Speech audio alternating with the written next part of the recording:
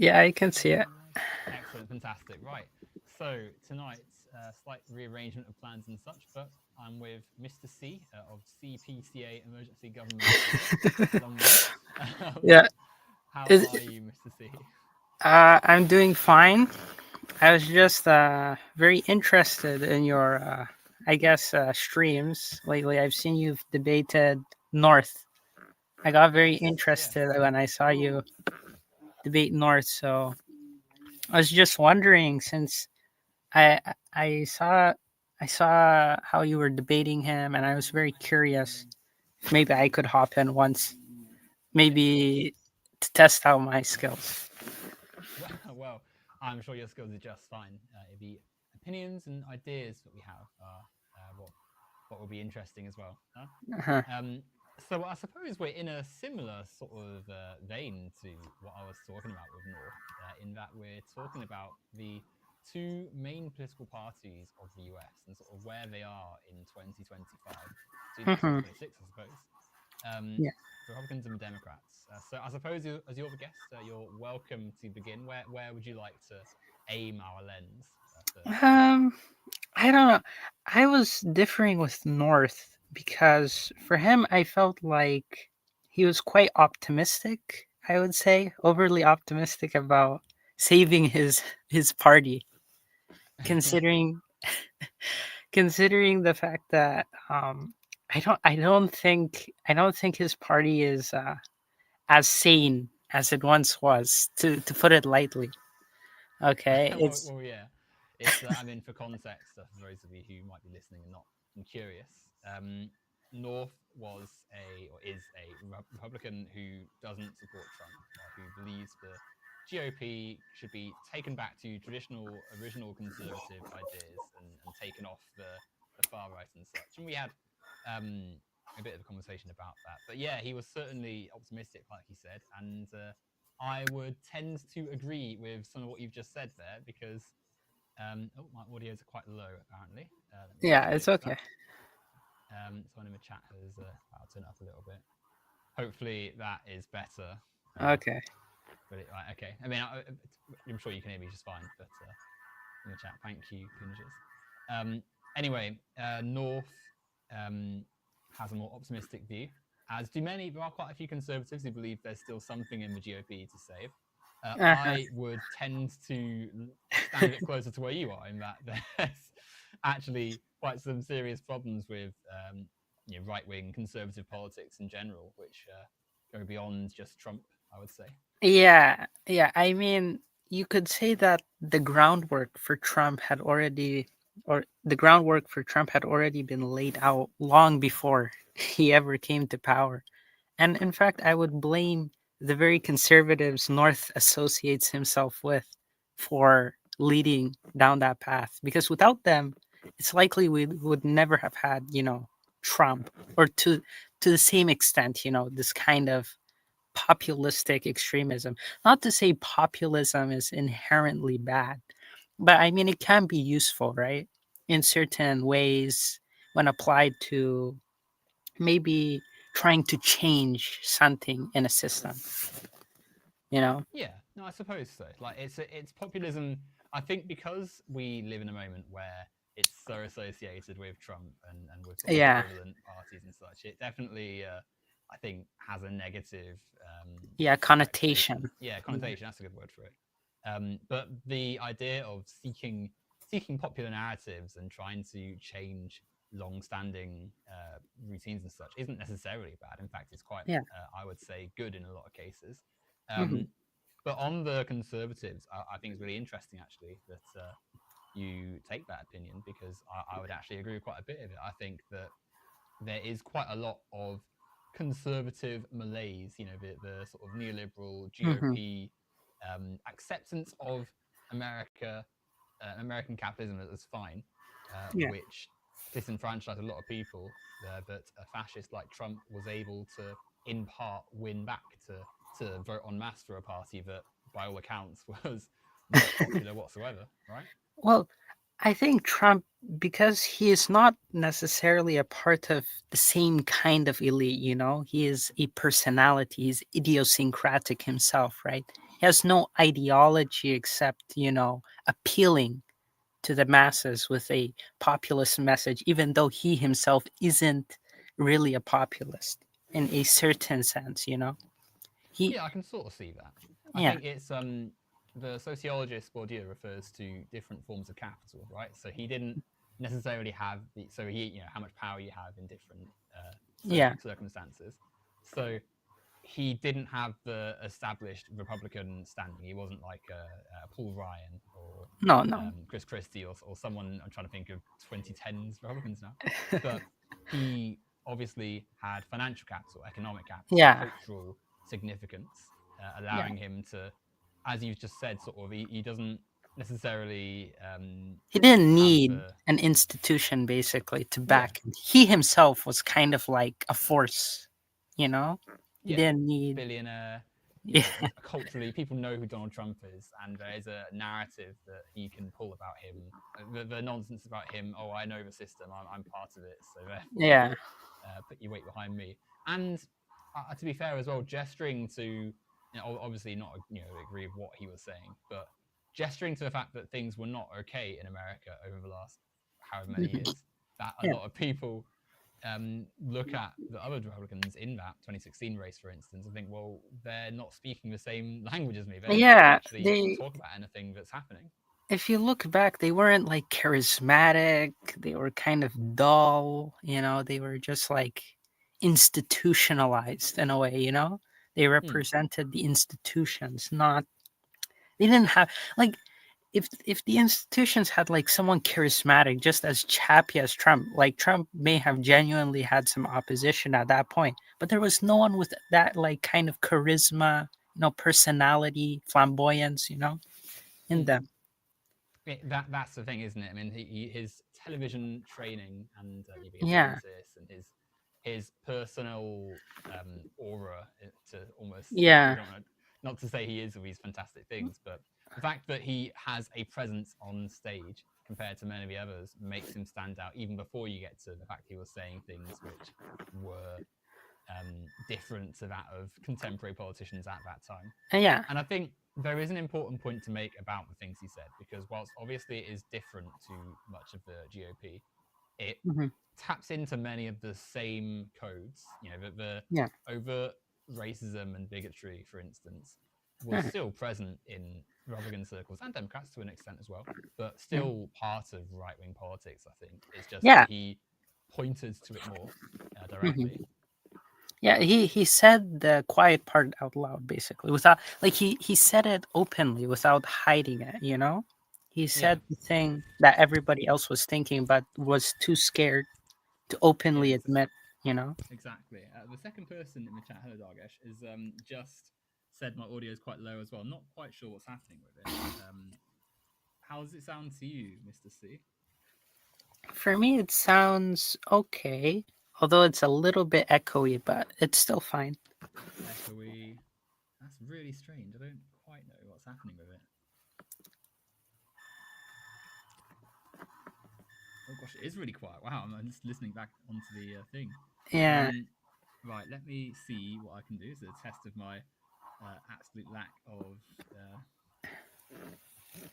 abilities here on the computer. I don't quite know what I can do with this. If I change what audio setting I'm using, mhm.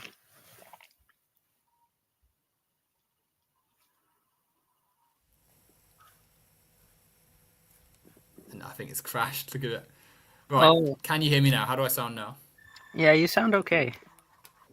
And if you're in the chat and I sound okay?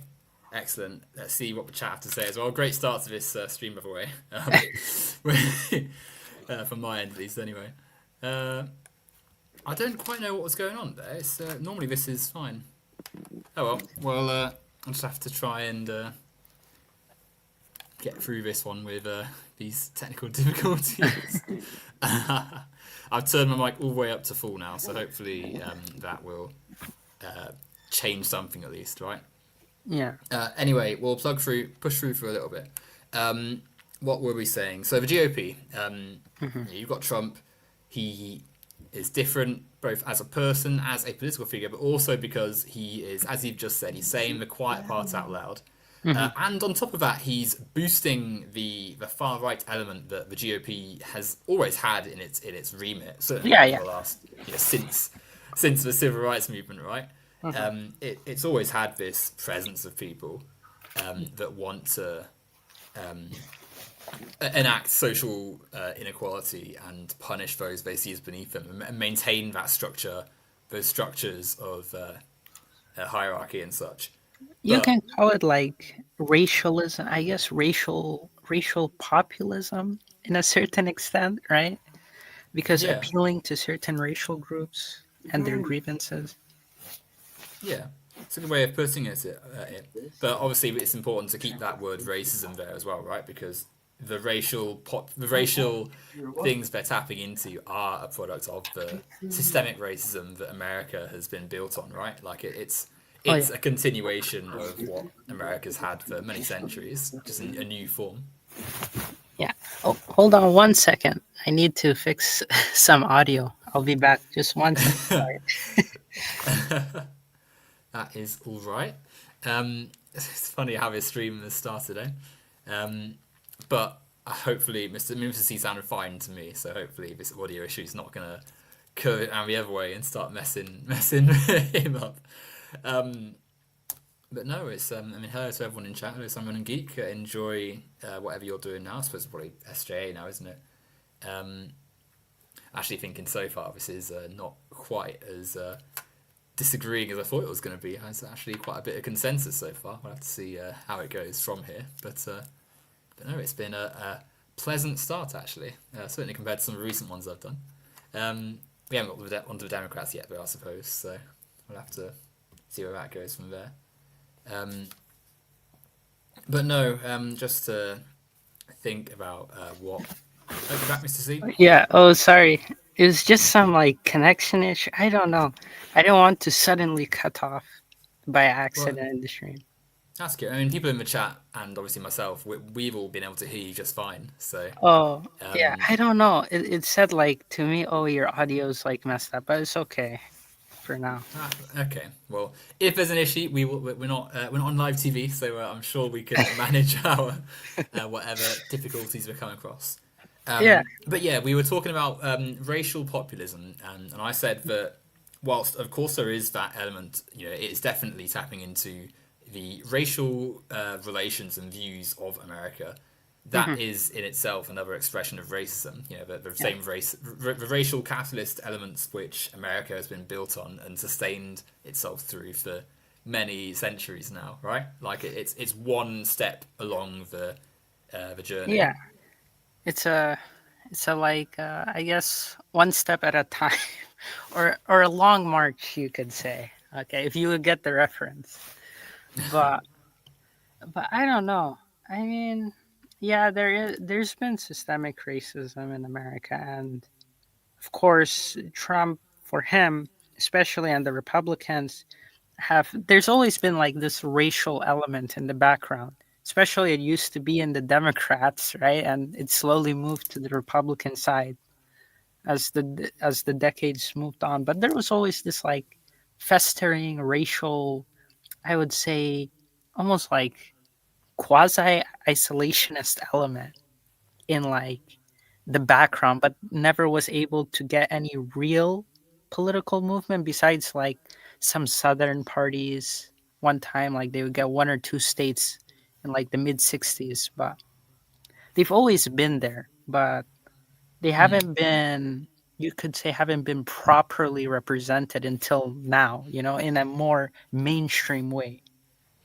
Yeah, I mean, certainly since the civil rights movement, right? Because obviously before that, you quite open stuff, as Yeah, you just yeah, said, yeah. right in the South, and certainly in the Jim Crow era, and definitely yeah, when slavery was around. But yeah, as you said, right, the element of racial um, hierarchy and supremacy, white supremacy, that is so overt in Trump's administration and movement now definitely was not as prominent or spoken about through um, innuendo Yeah, and without the direct calls to action that animate so much of the right now, I think.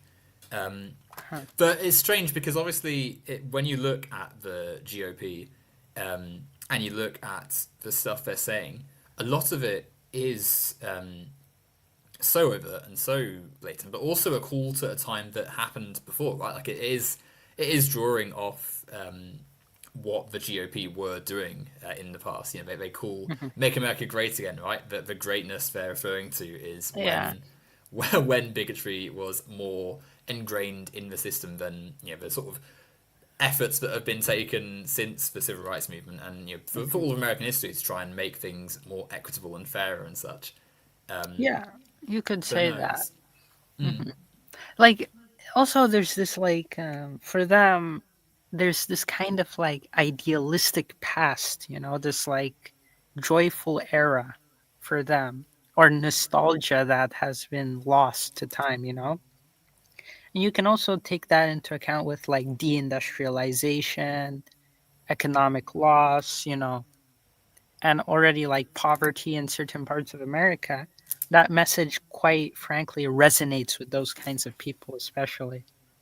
And Well, I so think they're. there is an important place to think about, right? Because Mhm. when we have fascist movements, nostalgia is so often used as a driving force, a motivator, right? The Yeah. idea that you can signal to some past glory or some past celebration. Aren't things tough now? Can't we go back to the glorious days of whenever? If only we got rid of X, Y, Z, and they're Hmm. always marginalized people and laws, right?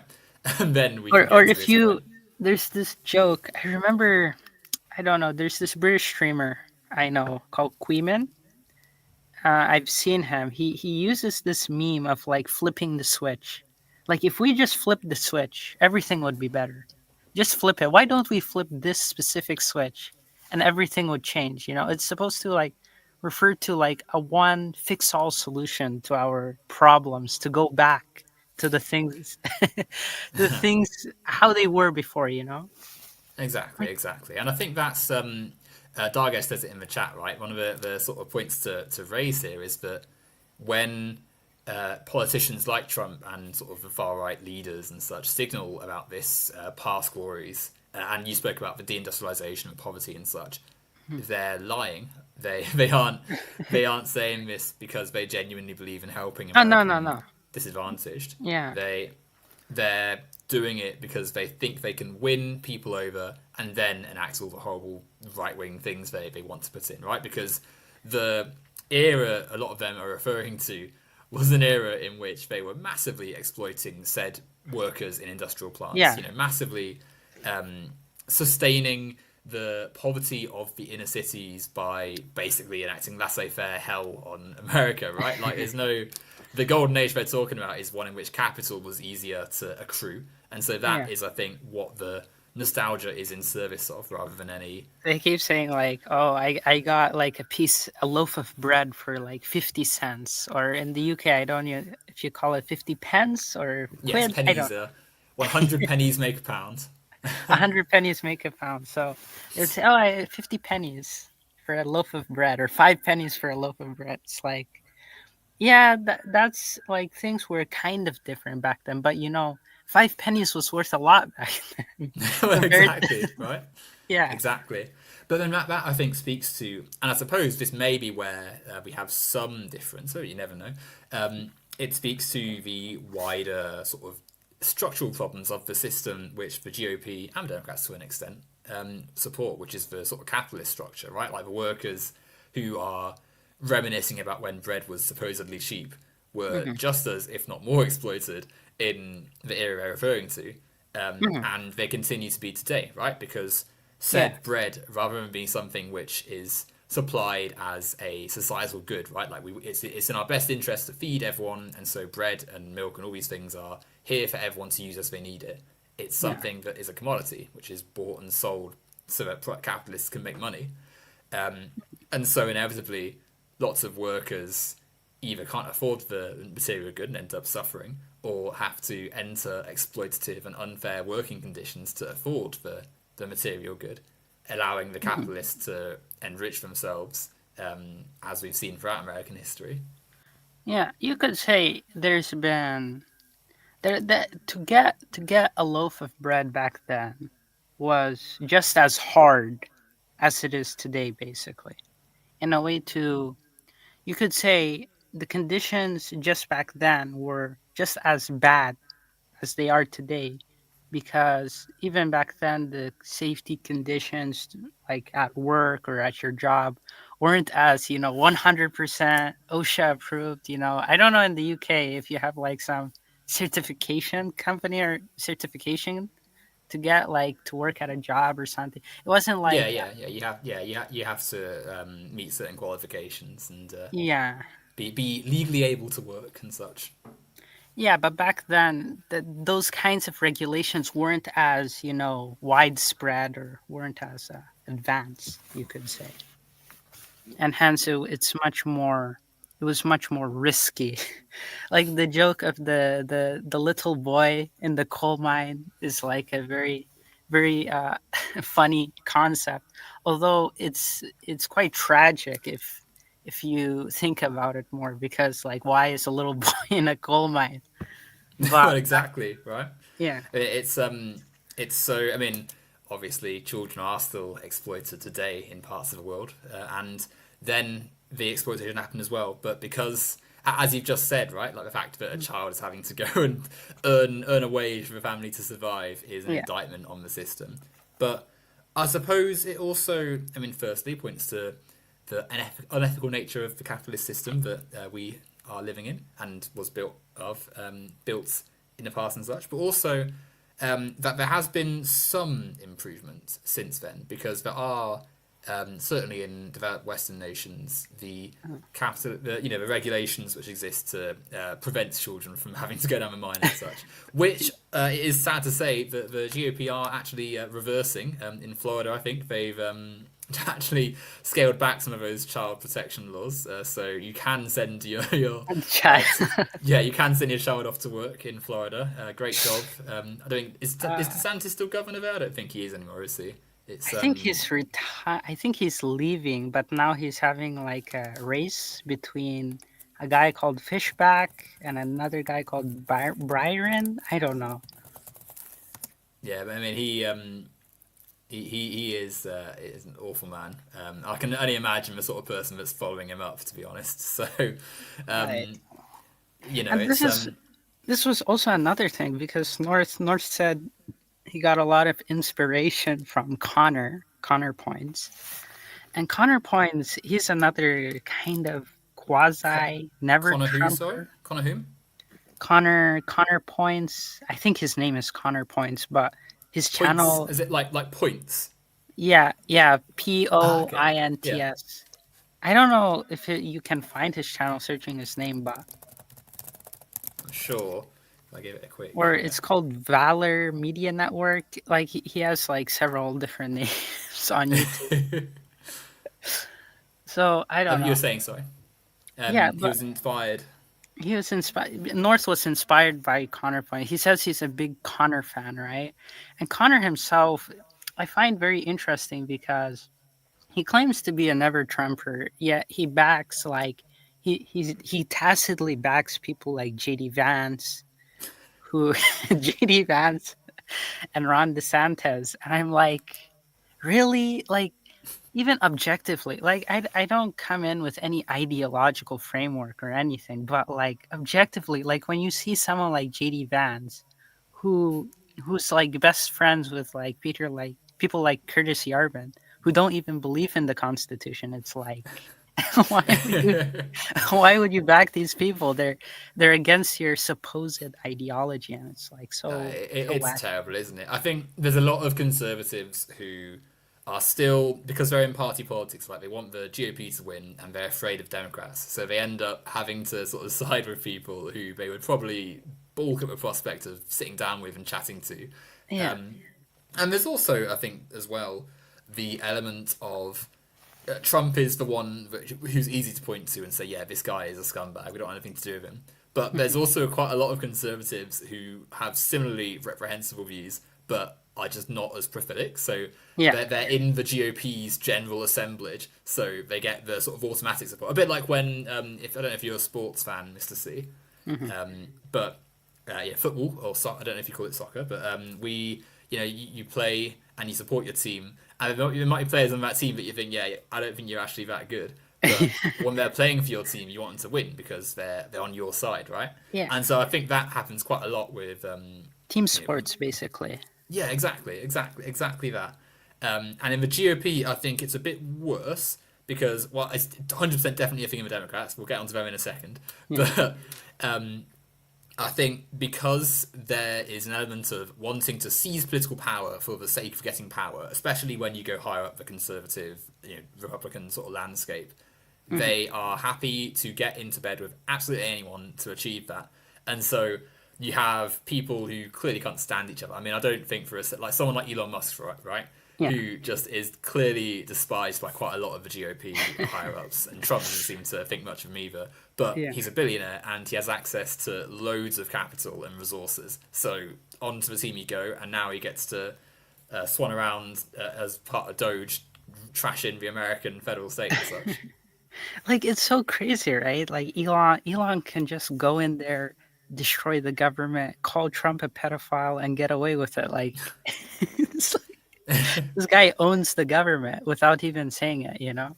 Yeah, well, because they have no. I mean, for one, they don't believe in the value of words. Like they just say anything and do anything to get Yeah. what they want in that moment. So Also, it's, Trump, what has said so many things which contradict and don't add up and such, but he doesn't care because he wants to sustain his power by being Mhm. president and having government and such.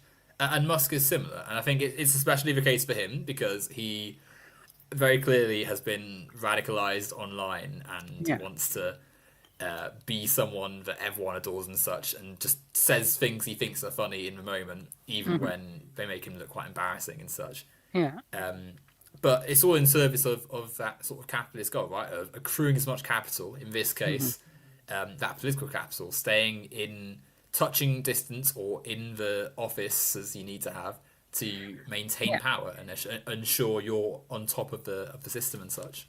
Yeah. In a way, you can say Trump is quite, the US government's become quite kleptocratic, you know? Like, in Absolutely. Yeah, because they only serve in their own interest. Like Trump doesn't really care for what happens to the US so long as it enriches him and his family, you know? And I think in a way that's quite dangerous for the survival of the Republicans because or in their current form because the Republican elite, if you attach yourself to a guy who could not care less about your party, he could do things that could utterly destroy it electorally, you know? Oh, And definitely. so But I yeah, suppose and so that's it's what. quite. So go ahead. Sorry. Oh no, it's okay. It's okay. I was just You going to can say talk. that. Um, I was going to say that that's probably part of why they're going for Project 2025, right? They probably to an extent can see that they aren't very popular, and want to Yeah, destroy the sort of functioning elements of the country's checks and balances and electoral processes to ensure that the GOP have an even more rigged chance of winning elections, right? Because obviously voter suppression happens anyway, be it kicking people off the ballot list right before the election, be it unfair districting, electoral college, yeah, but the in a even way, yeah, absolutely. But in a way, I feel like their gerrymandering can kind of backfire because like it reaches a point where you dummy mander, you know, you spread out your yeah, voters too dilute far the things too and you much. Yeah. actually lose. Oh, definitely. I Yeah, mean, I do so you think have that. to. Go ahead, sorry. Oh no, no, you can finish your statements. Okay. All I was going to say was I do think that whilst I definitely agree, they maybe are underestimating how unpopular they're becoming at the moment. Um, they don't just have the redistricting to sort of throw against the efforts to unseat them. They also, and we'll come on to this, I guess, in a moment, have ICE, who I do fear will be used to check the sanctity of the election, i.e., position outside some likely Democrat voting area, and and Like that's like yeah, fuck around with the ballots. I mean, maybe I don't know like how they it's possible. I can see it happening, but or just like claim, oh, I that just don't person know. of Mexican heritage, he's not legal. Let's go and get him, and cause a big scene, and then use that as a false pretense to Oh yeah, yeah. shutter the Oh, electoral events of the the day. polling station basically. Yeah, exactly. Yeah, I can And see things it. like I that. can see it happening. Yeah, Hmm. and it's not even the case It's that like it has possible, to. but I'm just thinking. Yeah, no, I was just thinking like I thought it can happen, but I'm just thinking how it would play out. I just don't know how it would play out. That's Well, in I my think mind. Probably, we're yeah, yeah we're in uncharted territory, aren't we? Right, because we've never. Certainly not in our lifetimes. I would assume you're probably. I'm in my 20s. I would assume you're probably in the same sort of age bracket, roughly. yeah, yeah, But yeah. we've lived under relatively stable democracy for our whole life, right? The UK. Uh, Are you in the US actually? Are you? Um, no, no, I've been in Kenya. okay, fantastic. Yeah, of course. Yeah, I'm thinking. Yeah, of course. You said your time zone. Um, but we've countries that we live in, have certainly in the political West and such, have had that sort of taken for granted. Oh, things, elections happen and parties change power, but the system will run fairly. And Trump, I Yeah. think, and his brand of MAGA Republican politics and such has massively upended that because we're now, several cities have had National Guard deployed, army, military presence and such. You've got ICE running around doing basically what they like. You've got Hmm. federal agencies being defunded and shut down in some cases. Like it's not healthy, is it? Yeah, yeah. I mean, it's quite anarchic in a weird way. It's like anarchic despotism because because he is acting despotic in very despotically and kleptocratically in areas, and in other areas, like his actions cause like total anarchy and chaos at the same time. It's like very amusing to see, very funny in a way. In In a a way, I mean, I wish I found it funnier, because obviously we're sort of living through it, and there's a lot of damage being done. yeah, I would also say that whilst it is, it's definitely, yeah, I agree with the words you just used to describe it. I wouldn't say it's anarchic because whilst it is a sense of chaos, like for say someone, let's say you are an administrator or some official somewhere trying to do your job, and then you've yeah, got Doge showing up and all that. That's a sense of chaos. But in yeah. terms of what it's doing, sort of in wider politics, it is still that fascistic pursuit of power, that use of the structure of Mhm. the state to funnel resources to a capitalist entity somewhere else, right? Be it Trump's family or the corporate allies he's made through taking control of America. Yeah, yeah, you could say that. But I also find it like the reason why I use the term anarchic, even though it's not the best, it's a crude way of me describing it. Is like he gets like agencies like the FBI, the intelligence agencies collecting like preventing attacks or causing like massive criminal networks happening basically because if you got experienced people in these like certain like security and professional class, you're kind of left with a bunch of sycophants who don't really know what to do in times of chaos or in times of crisis you know But yeah, no, I do agree with that actually. The disarray that is left when, especially when he puts in his acolytes, right? His yeah, just online MAGA personalities in place yeah, of it's very actual like policy experts and stuff. yeah, because like a good example is like Cash Patel, right? He deploys entire SWAT teams to protect his girlfriend. It's like the most insane concept ever. Well, Taxpayers' it's like dollars all being the wasted. yeah, Yeah. it's especially that, yeah. But it's like in all those the sort of countries which a lot of American media lambasts, right? Oh, the third world is so bad, the global south, those countries are tin pot dictatorships, where the dictator puts his uncle as head of the army and blah blah blah. Well, what's happening Yeah. now, right? Trump has put his Yeah.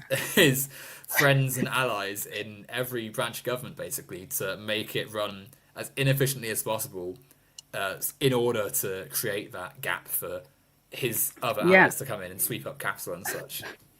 Not to even begin with his like children like monopolizing the crypto market, like state backed crypto It corruption. is terrible. It is blatant corruption. Um, though again, I think it is worth pointing out. But obviously, American politics does. It is not as though Trump is the first person to put a favored friend or ally in a Yeah, position of yeah, power. yeah. He's more blatant, Absolutely. and I think there's less. We were talking about sort of social capital and such. Like the previous politicians, Yeah, I think yeah. were a bit more embellished with the norms of the political system and could hold Mhm. cogent conversations better than, say, I don't know, Pete Hegseth or any of the other sort of chumps he's got running around doing what they like and such, right? Like, or is it Linda McMahon, the head of Linda McMahon, yeah. education? Yeah, McMahon, sorry. WWE. I It's just used to see her. ridiculous. She got like pounded in like WWE matches. Like so funny seeing her Oh, manage she actually? Department of I didn't Education. realize she was a wrestler as well. I knew she was married Yeah, to Vince, but Vince. Like she took part in like the performances and the matches. Like yeah. she would performatively get smashed into a table or a chair, smashed into her face. It's like very very funny looking back at it. And It also is Trump ludicrous. himself. Yeah, And Triple H, I think, is Trump as well. Yeah, is Triple yeah. H also in government now as well? Huh? Which one? Don't Triple get it. H, or one of the other WWE crowd is now. I think I Um, think so. But I'm not sure. I'm not too sure. But I do know Linda's there, but I don't know who the other one was. It's kind of confusing because he keeps switching around his like appointees and like removing some, appointing new ones. yeah, well, it's as Dargesh says, um, these authoritarian regimes don't their only qualifier is loyalty, and Yeah. inevitably this leads to problems actually organizing your society because it turns out a country like America does need some functioning infrastructure. Which we're sort of seeing Mhm. now, where basic parts of American organization, which were taken for granted, are starting to really falter, which is partly why his support is plummeting, I think. Um, Yeah. I mean, it's not looking good, not to mention his own parties. And I wanted to also get to this point where his own party is like ripping itself apart especially after the whole, I think, Tucker Nick Fuentes meeting. Like, I don't know, there was this kind of weird backroom shenanigans between Tucker and Fuentes. They had a dinner, then a podcast together. Although they still it's, fight. It's weird. It's bizarre, truly. But I feel like, in a way, this dissident wing is becoming increasingly critical of Trump's or very critical of Trump's like performance, and now even Trump and JD Vance are like tiptoeing around like Fuentes. They don't want to like annoy him in any way, even though he insults them every single stream. Like he goes on rants insulting their friends and family completely, but they'll never well, because they'll they never denounce. because they Huh? know that they got to where they are through this online swelling. Like before the election, all the sort of I mean the phrase manosphere is used quite a bit, but that sort of Yeah, online reactionary right yeah. streamers and content creators who threw their weight behind Trump is a Mhm. large part of how they were able to guster up so much energy and why they you look at what's gone on Twitter, right? Twitter has so much organization behind Trump, putting out content, putting content in your stream which is in favor of a conservative mind view and such, right? Yeah. And so if they came out tomorrow and said, "Oh, we hate these guys now, but they're nothing to do with us. We can't stand them," suddenly you've got a huge online audience that was quite instrumental in getting you a lot of your power now against you. And I think as well, one of the big threats they would have is that all the vitriol they have weaponized against anyone from neoliberal centrist Democrats to people on sort of the far left and such would be Yeah. turned at them some more. And it turns out that online harassment is a really horrible thing to have to put up with, especially when it kills politicians, as with that Democrat senator, who was Yeah. I forget her name. What was she called? The senator in. Let's look this up quickly. Was it in Minnesota or something? Yeah. She was assassinated by a Trump supporter, right? Yeah, I think so. He was It wearing like a was mask, a Melissa Jason Portman. Voorhees mask. Yeah. So she and her husband were killed by a Trump supporter, right? Like just a horrifying Yeah, act. yeah. I think part of the reason they aren't able to, certainly even, I mean, I don't want to use the word moderate Republicans because they all, to a degree, are varying degrees of really bad. But the ones who are maybe more able to say, yeah, maybe MAGA needs to just pause a little bit, are probably afraid to because they've enacted this violent, horrible Oh, fascist hold on movement. 1 second. 1 sec, my connect.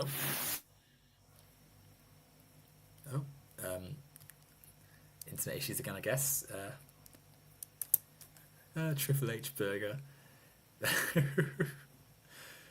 in the chat, Dave's favourite. I've seen this comments about Triple H, but my knowledge of WWE is fleeting. It's it's extremely limited to bits on the internet that I know. I played one of the games with friends years ago. I was awful, genuinely shocking. Couldn't stand it. Definitely just FIFA for me. But no, I'm into wrestling only as fascinated by this element of American culture. Hopefully, Mr. C's internet has not gone completely. I mean, he's still in the chat. Maybe it's just a loose bit of audio, but we shall find out. Hopefully. Oh, Awesome, you back? sorry. Yeah, it was another issue. I'm very sorry. It keeps cutting off. I didn't want to cut off. I keep cutting off. It's only happened twice, and it's been a pleasant conversation so far. I was thinking actually we've not actually disagreed too much so far. Actually, it's been our views of the GOP seem to be largely quite similar. But no, I was just saying before your internet or audio cut out. Yeah, that kind of. the many of the Republicans probably are a bit afraid to call out certainly the MAGA element of their party and the Fuentes type figures because they know about the political violence and vitriol which just boils over constantly in that circle, in that crowd. It's shocking, really.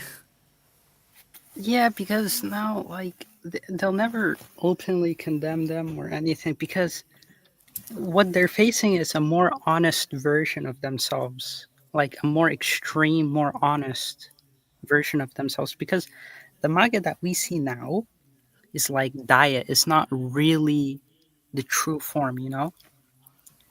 This is only like a appetizer, okay? This is before the main course that's hiding behind there.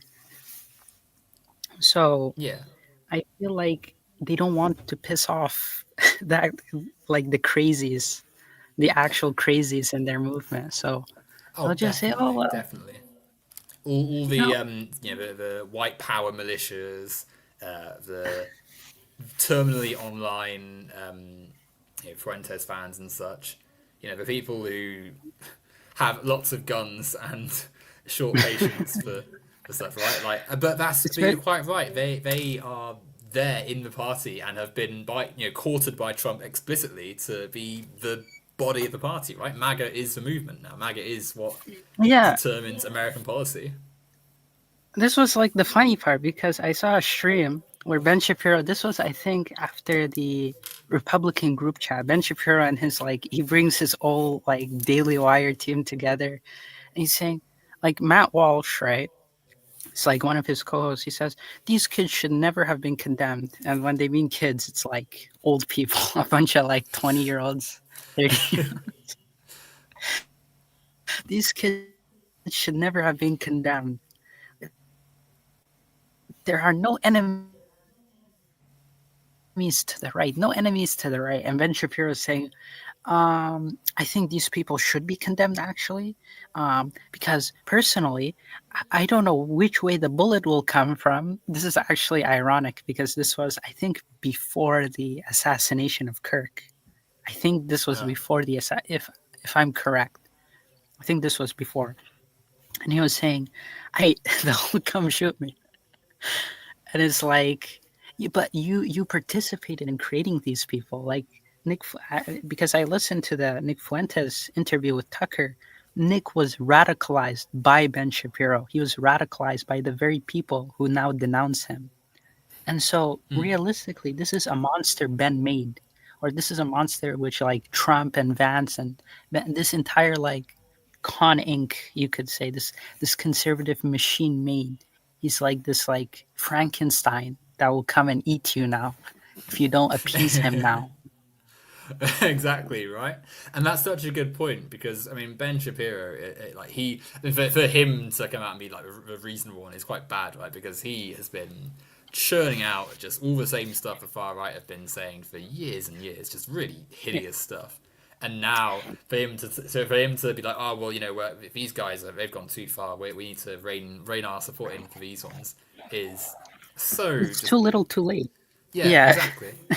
And I mean, I think there's an argument to be made about the different strands of fascism, right? Because it's not like in, I don't know, 1860 when everyone who was in well, ironically, the Democrats then, right? But like everyone who wanted slavery was white and such, and you know, it was clearly racially divided. Yeah. You've got people of marginalized identities in the GOP who advocate for policies which are obviously white supremacist and racist and stuff and bigoted. Hmm. But you know, Shapiro, who's Jewish. You've got, I mean, JD Vance's family aren't all white. Yeah. I mean, but then this I think points They're to the actually fact that Indian. yeah, exactly right. Like there's Yeah. it points to A the large Indian fact family.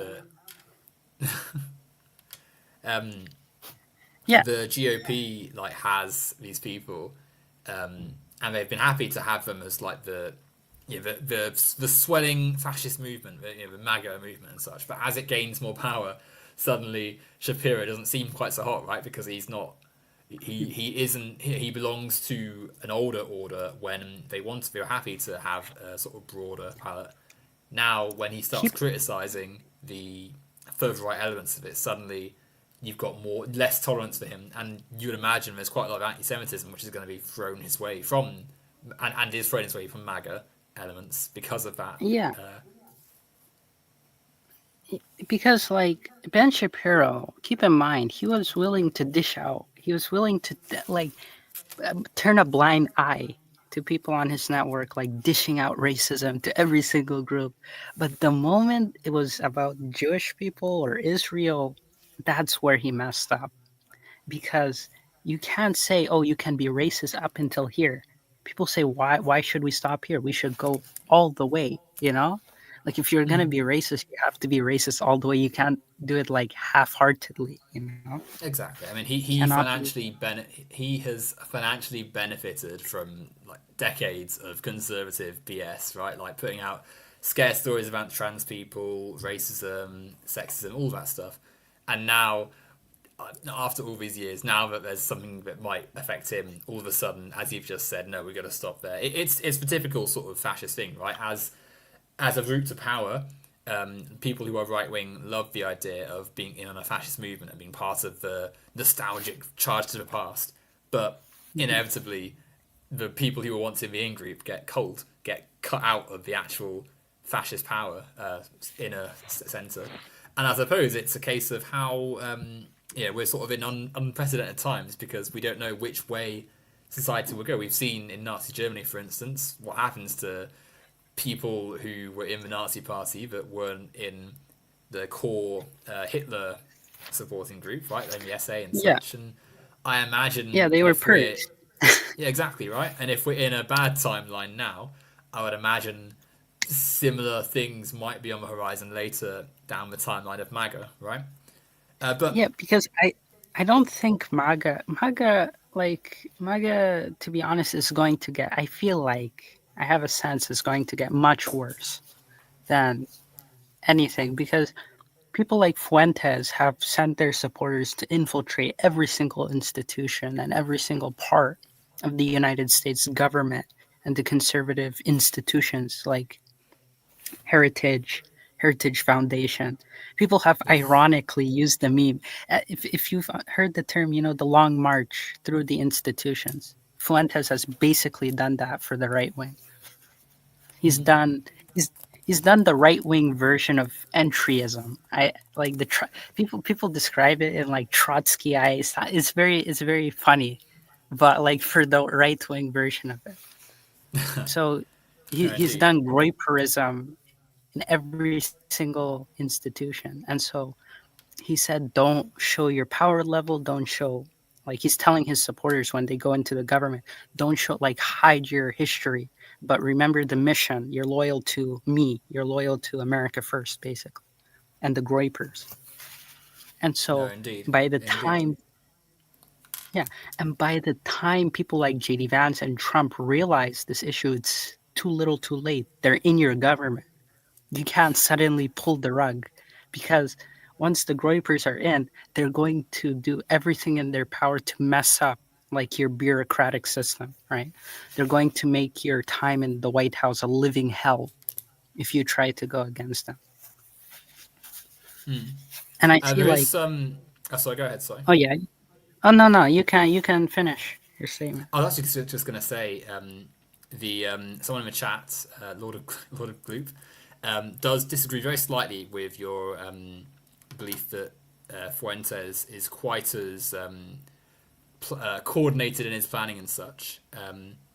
So it's interesting. What would you Mm, say to some of these comments, just quickly before? I I'd beg to differ because like MAGA has used the same rhetoric as Fuentes, right?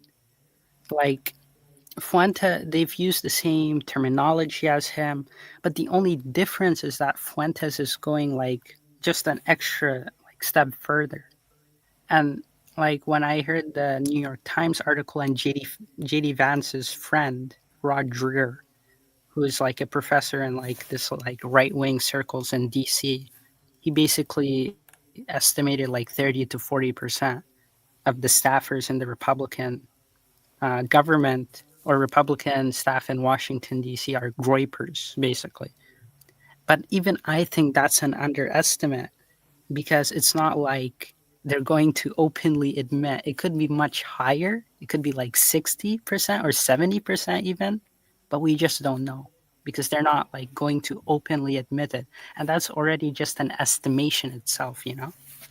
Yeah, And so I I mean, think I it's think much, both. I think both can be true, right? Like, I think that it's yeah, you're absolutely right in saying that people who have those far right views aren't necessarily going to be like, yeah, I'm a groyper. I'm going to just admit this openly. Um, yeah, but yeah, and there's also the element of many who wouldn't even call themselves it, even secretly, but are just radicalized yeah, yeah, yeah. into the holding the same positions. And simultaneously, I think that Hmm. someone like Fuentes, as dangerous as he and his supporters are, is also still a ridiculous individual that at any Relegated to moment, like, just yeah, exactly, right. Like, because of the like, nature of these circles, there's how many of the figures of the alt right and far right and such that were on YouTube a decade ago are still relevant now, right? The yeah, platforms that they adapt and change and stuff, and I think there's an element of that too. But what we can agree with, I think, is that there is clearly a danger of MAGA blowing up and blowing up the country with it, right? Like the idea that yeah, there is some, as you've just said, right? There's so many of these just deranged far right types in government, that start doing things which have an actual consequence on policy.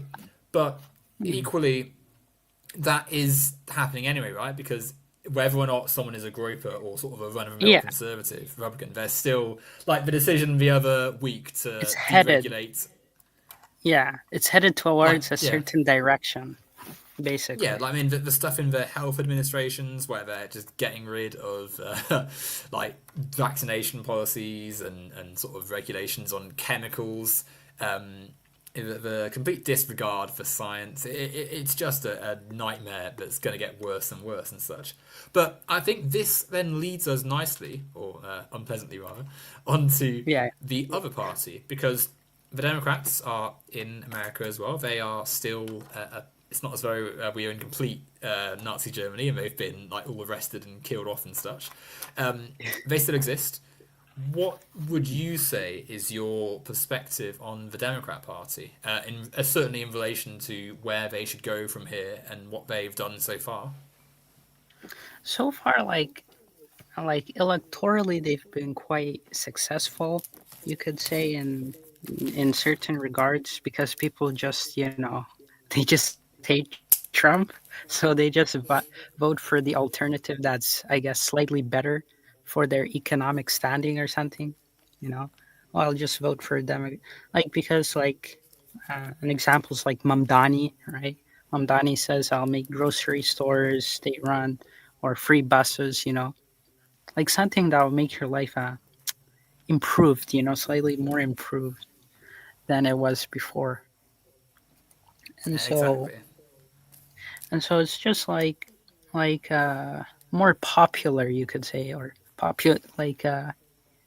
almost like economically kind of populist ideas, a certain way. Oh, we'll have rent freezes, or we'll have grocery stores or free buses, like something that can give someone the sense that maybe things can be better than it was with this other person, right?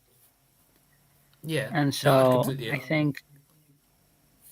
I think if Democrats have that kind of message of saying, "Oh, we'll make things better, we'll do this and this," it can be useful.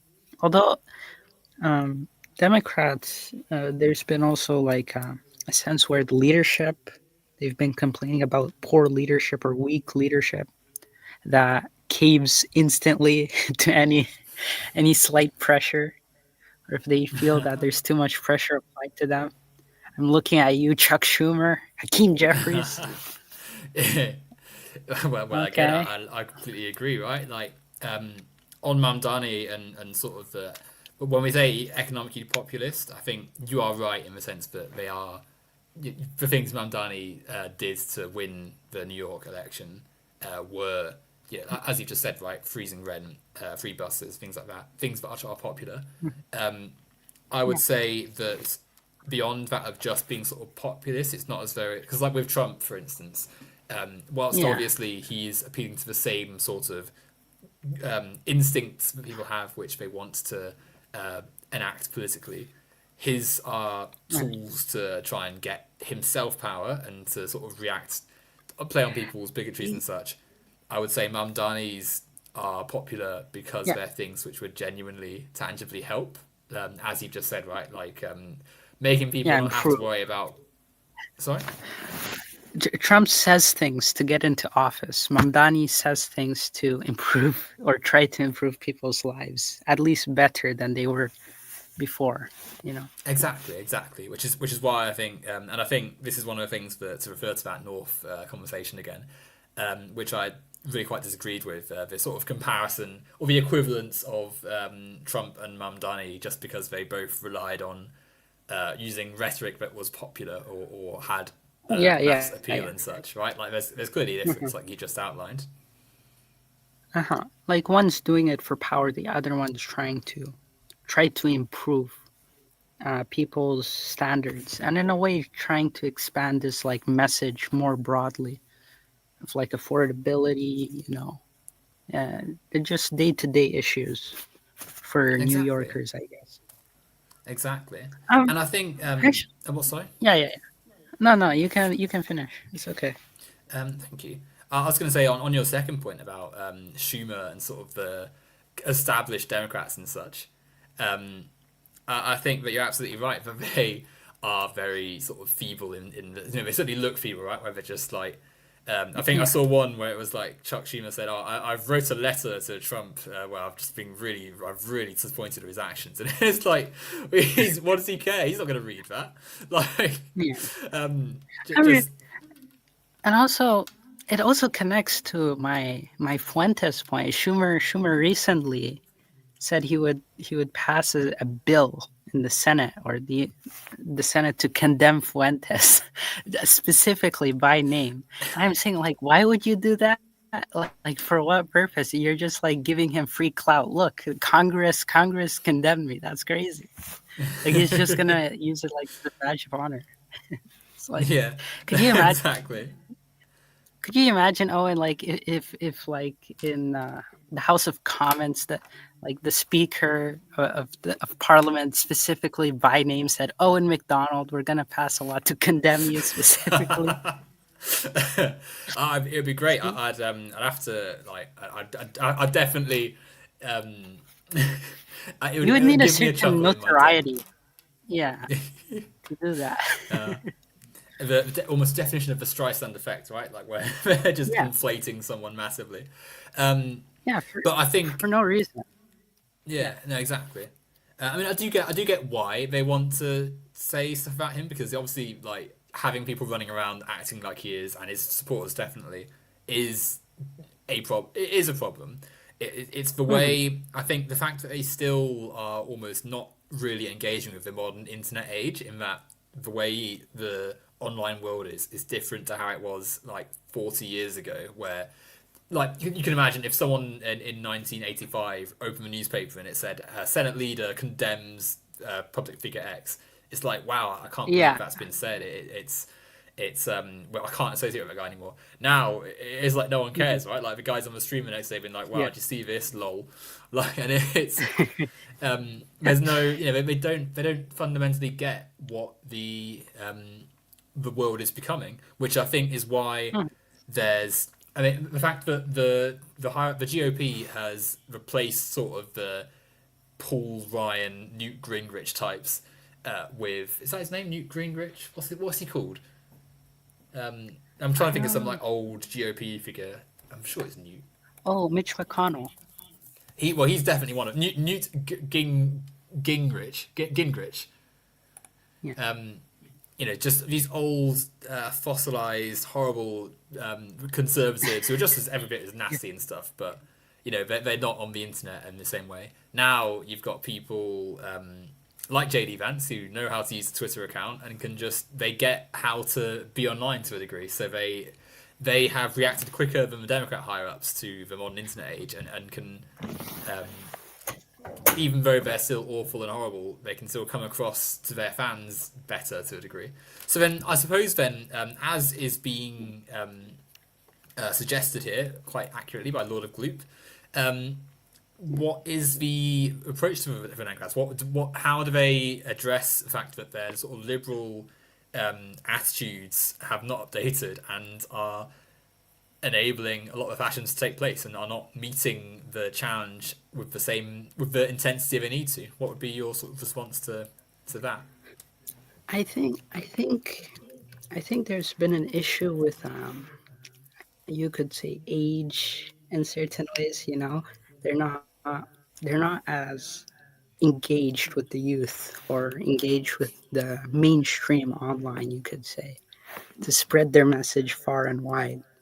Like you'd see Democrats, yeah, they'd make like kind of cringy old, TikToks. They're not like doing that like crazy, stuff. But even then, you'd end up with like people like Gavin Newsom, which inherently, yeah, it's funny that they, type like Trump. But people want more than that. You know what I mean? Instead of just typing, they have to like back up their things with action and power. Exactly, exactly. Like anyone, that's such a good point actually, because like someone like Gavin Newsom, stands out a bit more because, as you've just said, he does mock Trump a bit on social media. But anyone with a Twitter account can mock Trump and has done for like a decade plus now, Yeah, right? it's using the political power to enact a genuine opposition to Trump materially, Hmm. politically, which Yeah. inevitably, I think, intersects with part of the same neoliberal politics which Democrats have been using for a long time. Um, I'd be curious as to what you think about some of the, like the, so I've spoken to a few sort of more centristy, liberally types in recent weeks, and yeah, Hmm. they're largely of the opinion that Democrats need to be in the centre, and that some of them are quite neoliberal themselves and quite like Yeah. what Obama and Biden were doing and such. And I'm not going to be completely pig-headed about it. Obviously, it's better than the GOP, but Hmm. it's not. It doesn't address the material. It doesn't address the needs of people to anywhere near enough, and so they don't almost the reason part of the reason they don't have the swelling support they ought to have in the face of such an obvious fascist like Trump is because no one is encouraged by watching Chuck Schumer write a letter or watching Gavin Newsom type Yeah. of fefe or something. Like it doesn't Yeah. actually address poverty and such, does it? Hmm. Like there has to be actual, action behind words. Words without action is nothing, and action without words is like still nothing, because you need to have a message and you need to back it up with action to convince people of your ideas, of your beliefs. And without that, you might as well be like a lame duck at that point, because you have no true influence, no ability to change.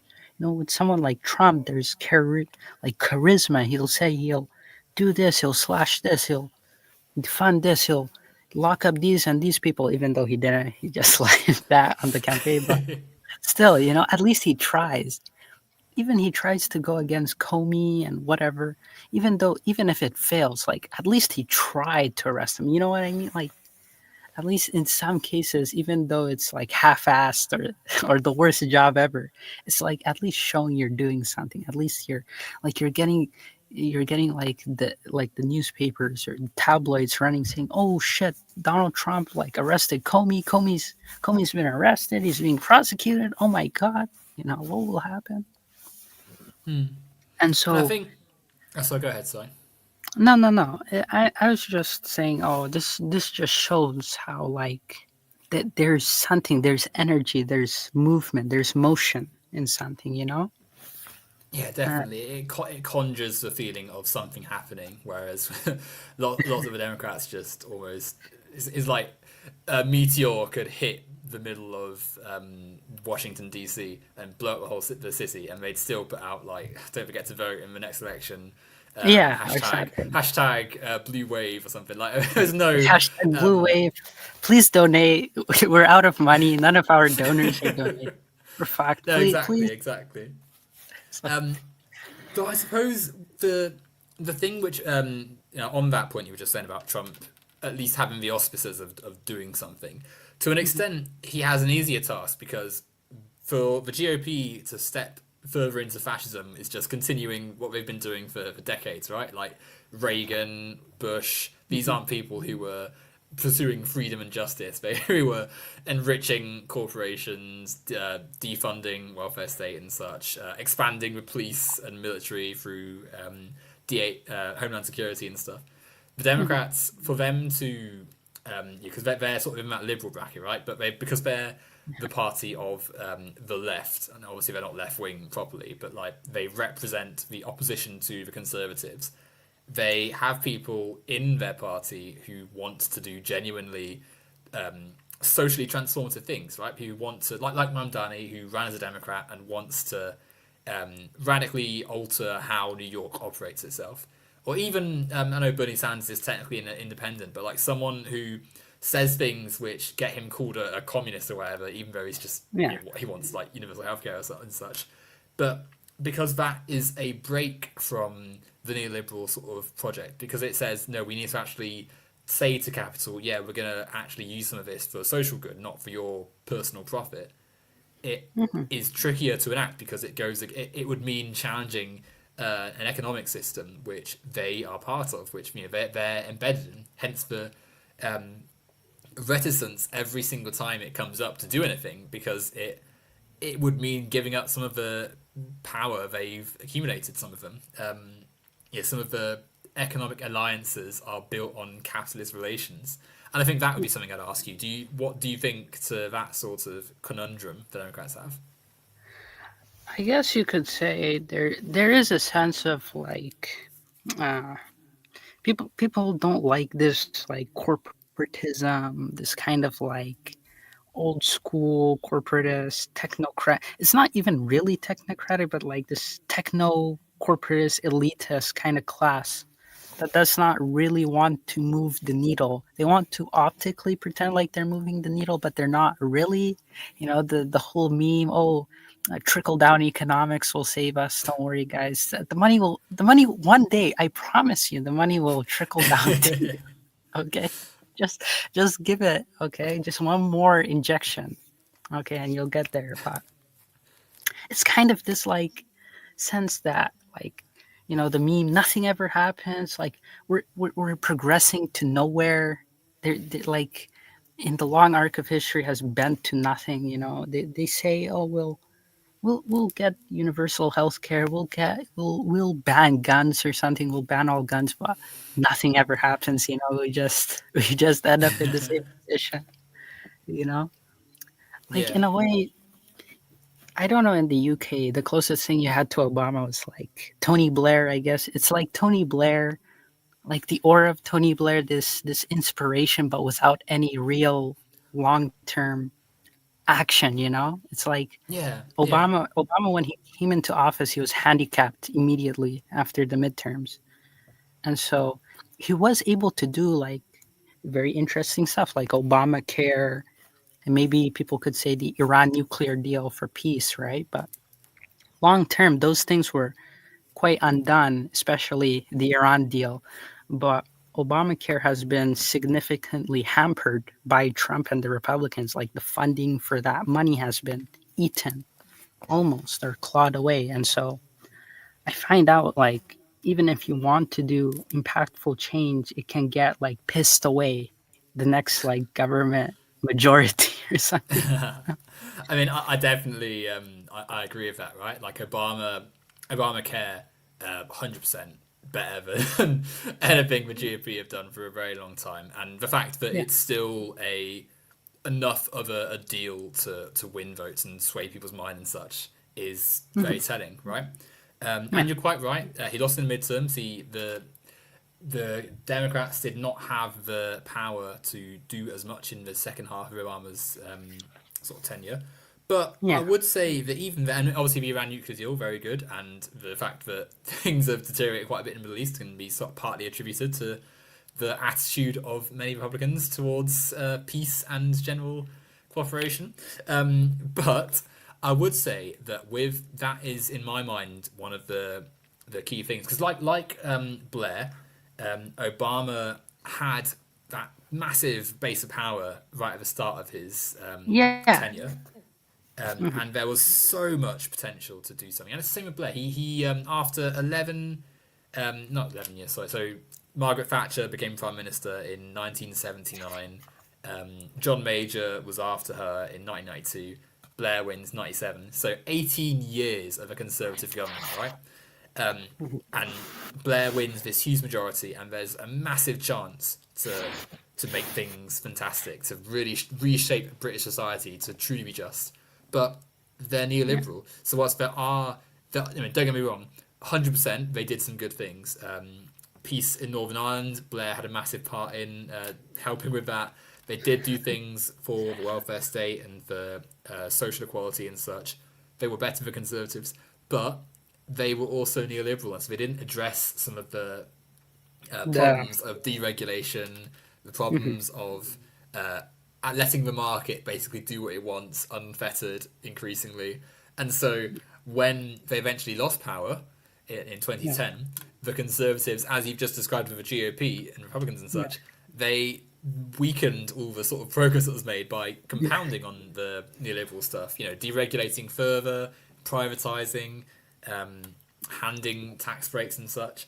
So Also, to I think bring it sort of I, full round, just before you jump in, just yeah, yeah. to sort of put to you, I would say that Obama almost represents the example of why liberal politics isn't really enough, because we need to be able to safeguard from the people who want to reverse every bit of Yeah, social progress, you right? know, like you need something like codifying, something that can back it up, like almost like a constitution, like nationally enshrined, so that it's very difficult for the next group of people to piss it away the moment they get a majority.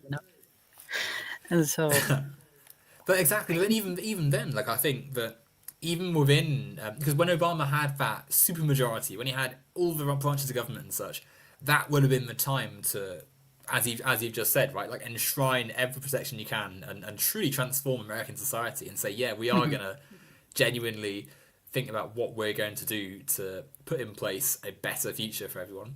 And there were some things. Again, we shouldn't miss the fact that Obamacare was better than a lot of the things that come before it, but mhm, in many ways it wasn't enough. And I think even there's some stuff which is sort of just assumed as part of the American way of doing things, which need to be also addressed. Like if they had a fairer voting if America had a fairer voting system, many of the mhm. problems that Trump is doing now would not even come into being because they'd never win the power. For as much as like Trump and online, you have so much. Trump won young men. Trump wins the next generation. Everyone loves Trump. Like no, he won. He won the vote, which is not a first past the post voting system does not produce genuine mass support. It produces winners in that election. So he won less than half of the popular vote. And when you look at the actual Mhm. American population, it's like not even a quarter, right? So that isn't mass support for Trump. Yeah, but you That's a also have to system which take has into been account. Yeah, you have to take into account that like already a third of America doesn't even vote, right? exactly, And so it's but even that's what less. It's like yeah, minority. 100%. But then that's what Obama and liberals need to really, because they're not interested in the wider flaws of the system. They're sort of not really able to see that they could enshrine things by virtue of making democracy a fairer place. Because people want healthcare, people want schools to have money to do stuff. People want an economy which allows them to access the things which they need to survive, right? So Yeah. if you get people into a place where they're able to participate and vote and such, it massively has an effect on how not only the country operates, but preventing fascist scumbags from winning an election and then ripping it all apart, as we're sort of seeing now. Yeah. And now like I feel like it's yeah, I understand that feeling because like, it only takes and that's why I would just add that it, for me, when I see this, it doesn't take a lot of like crazy people to hijack. You don't need to have a majority, in a government. You just have to be in a few key locations to push through your agenda. And so if you have like a few like very good people that understand like maybe your ideology, right, Owen, that can be placed in certain parts of the government, they can do, massive change, right? Long-term Yeah, fundamental change.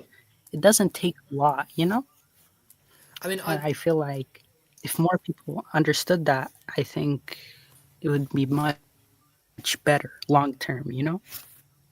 yeah, I mean, yes and no. I agree, and I also have elements that I disagree with. Like, 'cause I think that you're absolutely right. You don't need every single person in the cabinet and in government to have your exact worldview. You need people in the right places who can work with others to put the pieces in to have a better world. As we've seen in the past with, it wasn't as though in 1960, when the Civil Rights Act was passed, bill was signed. It's not like Yeah, everyone's heart grew 3 times and racism was just over, right? Like, but yeah, the fact that you had people in the right place allowed Jim Crow to be dismantled, which was a major victory in ending the structural racism that had plagued much of the South. But yeah. where I would say I disagree slightly is that there does need to be some analysis of the system as well, because to go back to that civil rights example, Jim Crow ended, but said people were able to shift their sort of organized racism into economic terms Yeah, and Southern strategy and the sort of ways that housing, schooling, healthcare were delivered. Because when you have a market controlled by extremely wealthy sources and powers and such that are imbued with the same racist ideas, they're able to sculpt the society through their economic power in a way that maintains that power structure. So coming back to Obama and such, and how we'd stop a fascist movement from reversing positive things that previous democratic organizations do or governments do. Part of where I think liberal thinking about it falls apart a little bit is that it needs to be critical of the structures at large, and the sort of think about the fact that there is a malevolent presence in American politics and society which does need to be constantly fought against almost to stop American democracy from disintegrating like we're sort of seeing now. yeah, definitely, definitely. And I feel like there should be more work in that area, you know. And I think there is, of course, always room for improvement. I was saying for like Obamacare, had it been codified, yeah, it would not have been perfect, right? But adjustments and additions can be made to make it much better, you know? Like the first thing everyone must do to have like a good structure is that you have to have a good base. And then going forward you can, you know, modify it or adapt it to become more wide ranging, you know, long term. And so Yeah, it's no, step by step. Like well, I, I would say it would be like small steps towards like a greater long term goal, basically. yeah, no, I do think that is yeah, that's true, right? That's good, and I agree. Um, but I also think that firstly, the small steps that we take, whilst they are useful, do if they aren't not everyone can afford small steps, right? Like if you're in a tricky place now, like a lot of Americans are, you need big Hmm. steps to be able. You need things like Yeah, Ramdani sort of says to be able to immediately solve a material problem. And yeah, I think I as we've agree. sort of, and then the two other things would be firstly, the damage that the Trump administration is doing to the American structures make, and even as we said, right, the fact that the proliferation of MAGA fascist types who have just no idea about anything but winning the war against woke or whatever, like just some BS they say to um to win clicks on YouTube or whatever. Like all of them are in the way of this small steps towards a better world. And critically, um, we're in a climate crisis, right? Like we're in a time of extreme ecological peril where we sort of really need to start thinking about restructuring, reshaping our energy production quite urgently. So I think liberal, I agree that that would be a model of doing things, and I would love for it to be something which is, that happens, right? Like say, a Democrat wins the next presidency, and they start putting things back together, but I fear that there's too many factors now with two different Trump administrations having had a term that there needs to be something radical that follows it if we're genuinely going to beat fascism again. If we're and that radicalness I don't think can Hmm. come just from the sort of the what we've got currently, the sort of liberal structures of the party and such. Yeah, and I've seen like I've seen his Trump's brand of uh, I don't know how to describe it. His ideology being exported to other countries, which is like accelerating the chaos, you could say. Like in Yeah, the UK, right? Your conservative party is basically dead, dead in the water. Okay, yeah, they they're in the Kemi graveyard. Badenoch, my goodness. Okay, rest in peace. Our queen Kemi, she cannot save it. I mean, Okay, I wish I could be happy that they are like a joke, but unfortunately, Reform UK have basically taken their mantle of being the right wing opposition and such. But yeah, you're right. yeah, Badenoch, leader of the Tory party, has embraced the sort of MAGA nonsense element of stuff. Like she comes out Well, with lots of anti-woke uh, nonsense to try and garner some support. it's more like a desperate attempt to like somehow flip back reform voters, but it's too little, too late. It's over. It's like Yeah, no, exactly. In some ways, I'm kind of hoping that they stick around and try and do it because inevitably we'll still have first past the post voting in the next election, and we'll yeah, probably need them to split the far right vote a little bit. but I feel like would that work against because this first past the post when you're giving like reform where former like Tory party seats were, they could flip them. And so basically they could even have more seats than they normally would have as a reform party. And that's the danger you could say. Not to mention the Labour Party has also been struggling quite much. Oh yeah, no, Um, yeah. I am no defender of the current Labour Party under Keir Starmer, but yeah, they're also not polling they brilliantly. need they need Um, dire intervention. Okay, yes, yeah. you need to bring back Tony Blair, guys, one more time. This time it worked. Trust Give him a fourth term as prime minister. But me. That would it's largely the yeah. what? Sorry. No, that would be funny if he came back as like a last hail mary to save the Labour Party. Okay, things can only get better. Okay, never forget. Okay, things can only get better.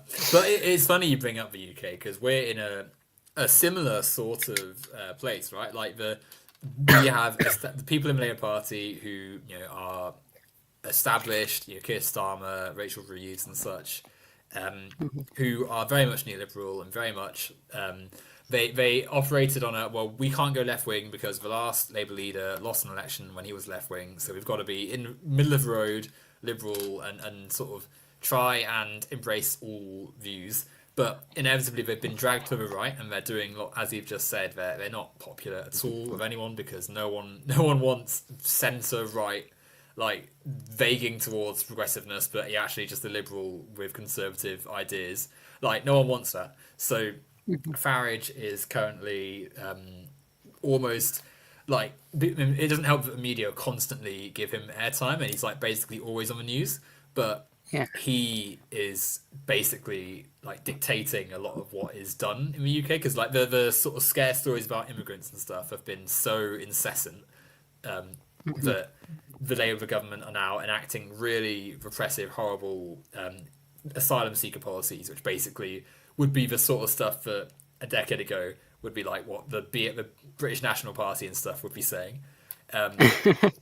Like banning asylum seekers from getting taxis to hospital and like stopping putting up all sorts of nonsense about how they're going to stop boats and whatever. Like it's just stuff that no one on the left is ever going to vote for it because it's just horrible and like it's not funny. a value of it's not Yeah. a value anyone progressive would want. And no one on the right's going to vote for it because why would you vote for like diet fascism when Nigel Farage is Yeah, right you there can with get the the full raw thing, thing. right? Yeah. Yeah.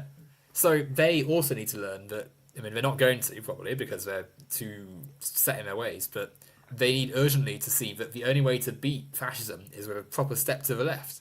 And we do have, I mean, Zach Polanski of the Green Party looks really promising, and I really hope that they start to garner some momentum to actually give something back to the fascists, fighting back and such.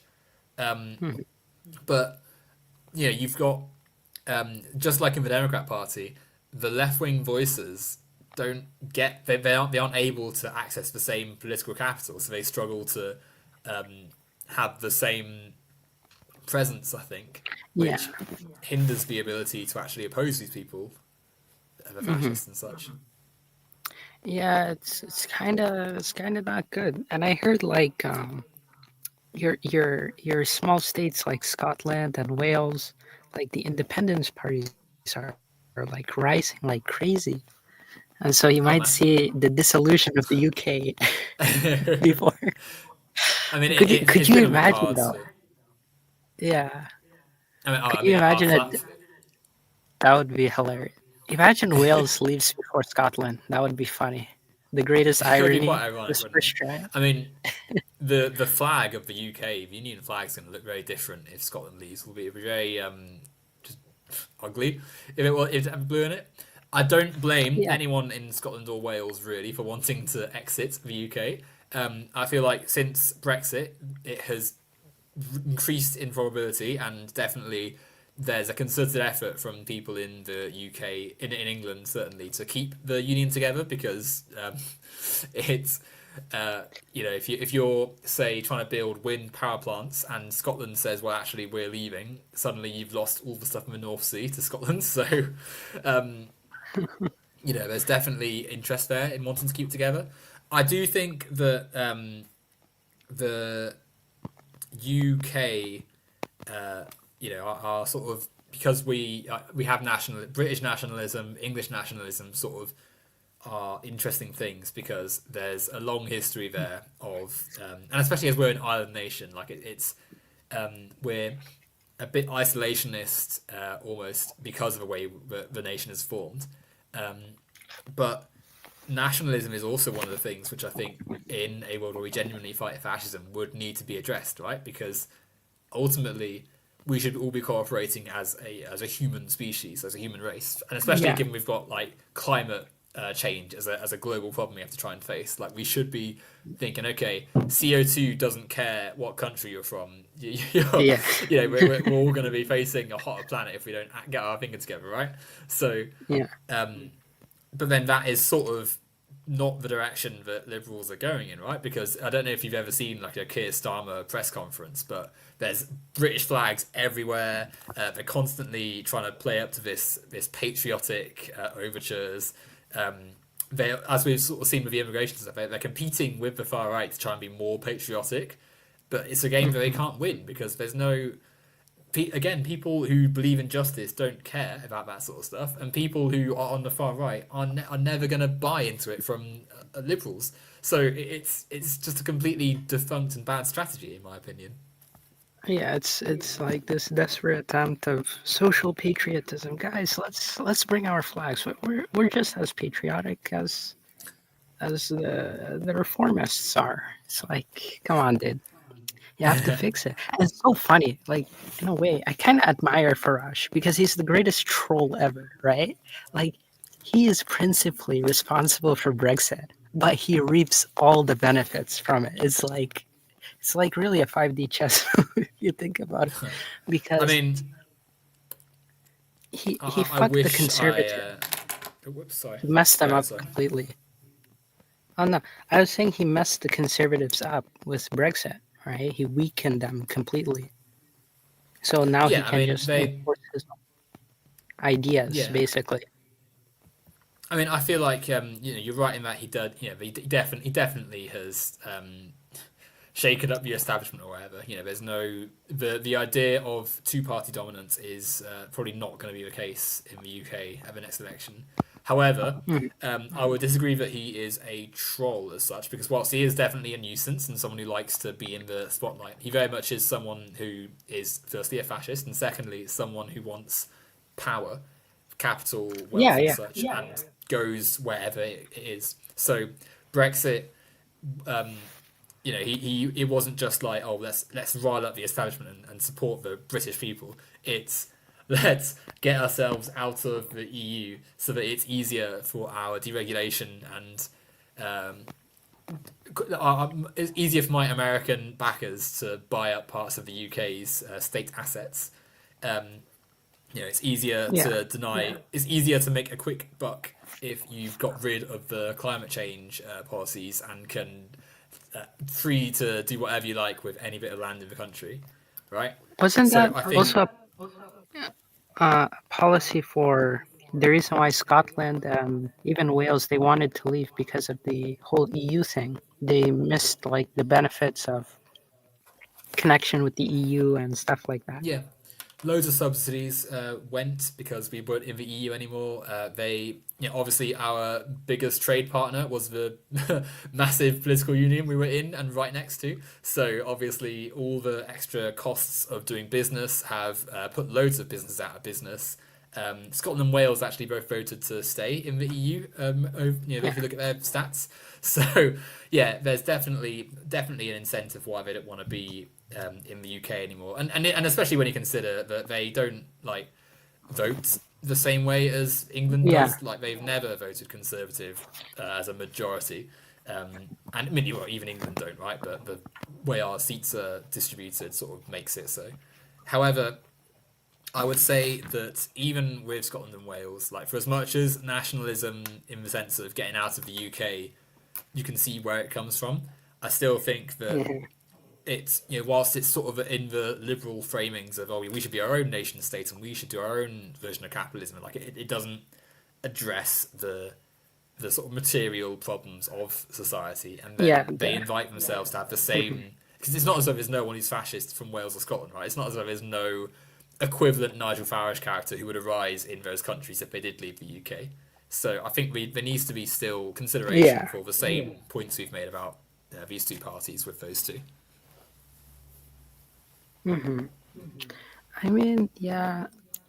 Although I don't know, it's like wasn't your prime minister like almost cooed by his own party one time? Like, what's going on there? The whole Epstein story and stuff like that affecting Keir. It's like a big issue over there, I guess. I think because Mr. Starmer has very much he's got a massive majority, but clearly the polls show he's not a very popular man right now. The party, because he keeps trying to do right-wing things, lots of people in the Labour Party aren't very happy with him. Yeah. So people want him gone. People feel like he needs to step down so that someone can actually try and win back some of the support they've lost.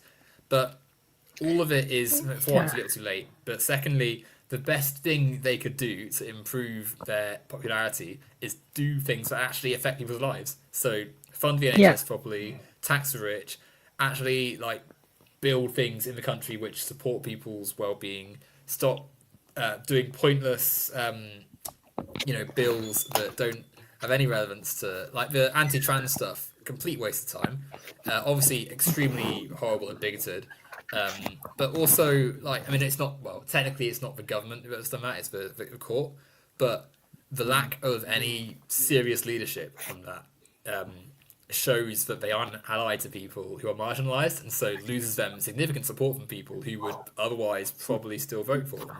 Things like that, like, if you want to win and maintain support, do things which people actually care about, and support their human rights and their economic well-being, not chasing random patriotic headlines and trying to outdo the fascists on fascism. I should say that we are coming up to 100 minutes of stream time, and it has been a pleasure talking to you, but my voice is starting to get a little bit scratchy, so you may slowly head towards... Yeah, we can end it here. Yeah. Awesome. Oh, if you feel like... I've got a few comments actually for you that would be interesting to hear us talk about quickly. Lasty, hello Lasty. First, I think on one of these. American voting age should be 25 to 50. That's it. Drinking age should be 30 plus. We don't deserve the privilege. Now, I feel like it's maybe made slightly in jest, but what is your what are your thoughts? It's whatever. I guess I don't mind. It's their choice. Maybe less in terms of in terms of, should we start curbing the age you can vote at? Should it be like with driving licenses, where you start to have to, maybe you should have to think about what you're, are you still... Yeah, it could be. If you raise the age of voting to like 30, maybe. But I think you also would miss out the youth, I think. Because I don't agree with limiting voting age. I think that the voter should be as informed as possible, and that is achieved through education and through a fair and democratic media. Those things come through addressing the material conditions of our planet. So a school should have the resources it needs to be able to support the children who are there. That comes through a society where resources are not on the market and done based on who has what wealth, but on what people need and how they are able to use it in society. And that comes through an anti-capitalist position, which I think we've sort of touched on briefly, but I will say now, I think the solutions in the long term have to be ones that look beyond our current economic organisation, which would solve many of the different areas of problems we've sort of discussed on this stream, and critically in Lasty's little question here, that the average voter has a lot of problems. And yes, Lasty, I did realise. I thought it'd be an interesting discussion now. Definitely, just what a nice picture by the way as well. I like the the image here. Sometimes you lose your handsome looks on Dave's crummy streams. There was another one. Lord of Gloop says, personally, I think we should raise the voting age to 19. Now, I do actually I think this is also in jest, but I would disagree massively because as a fun story, I was too young to vote in the Brexit vote by 2 weeks. It was, I was a bit gutted actually that I did not get to vote in that one. If only you voted, we might have still been in the EU. Could you imagine? Could you imagine? That's crazy. It would have been so different. And I genuinely think as well, if Brexit doesn't happen, Trump doesn't win the election either. I feel like the cosmic balance would have been somehow affected. Yeah, I think so. That there was a tipping of scale, so to speak. Yeah, exactly. Like the far right momentum, one victory for a fascist so in one place makes it easier for fascism to happen in another place, right? Like Trump, as you said earlier, Trump winning inspires all these like secondary fascists in other countries who want to emulate him and have the backing of American assets, right? Farage, by the way, despite being an MP of an actual constituency in the UK, he spends half his time like on a globe-trotting tour meeting various far-right leaders, right? Because they're all in the service of the same thing. They all want money and wealth, so they use fascist in power like Trump to court supporters and get financial backing, and then if they get into power, then they'll put things on the market for American fascists to come and buy up. The NHS will be sold, and American corporations can come and deliver us terrible healthcare. So it's all the same sort of thing. I mean, yeah, I would be pretty gutted if my healthcare bill was like $999,000. I don't know. That's stuff. Probably just me. I had a friend who he broke his arm in. He was a skateboarder. He broke his arm whilst he was in America, and he flew home with it in a makeshift sling because he didn't want to have to pay for you don't want to have the ambulance called for him to go and get treated at the hospital and such. Like it was a bit of a shocking thing to for a country that like leader of the free world, and that sort of stuff's happening, right? Like what a joke. We'll give a few more minutes for anyone to ask any more questions, but I will echo this comment here because I must say it's been a refreshing pleasure to speak to you, Mr. C. I think it's been I've put verses in the title and it's been a bit of disagreement, but genuinely it's been very nice talking to you, and it's been quite a lot of consensus actually. I feel like we both sort of have a vision of a society that is better than this one that we want to see our politicians aim towards, which is nice. I've had some very different conversations on this channel, so yeah, that's whatever. I'm just idiosyncratic. You do things in your benefit that will help you later on. You don't handicap yourself now. It'll affect you later. Be kind to your future self. Exactly. Basically. Well, after Cirque says that I could have saved the UK, and yeah, I suppose that could have swung it the other way around. I think that's the last comment, so I will end the live portion of the stream here. Thank you everyone for listening. Thank you, Mr. C, for coming on the stream, and I don't know if it's happening for certain. I may have another stream next week with a slightly less. I shall be a bit more disagreement in the next stream I've got planned, but yeah, for now, thanks everyone for listening, and have a nice evening. Okay.